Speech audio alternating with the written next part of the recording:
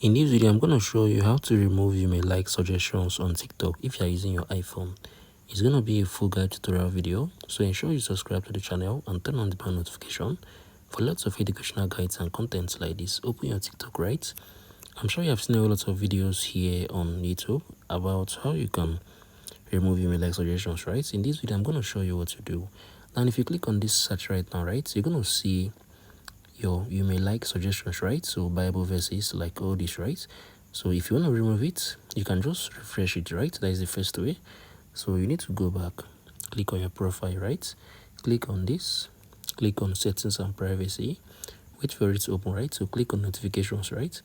So if you gradually scroll down, you're going to see personalized post suggestions, right? So if you click on it, so these are personalized notifications shared by your engagement on TikTok, right? So depending on what you're watching on TikTok, you're going to be giving some good suggestions, right?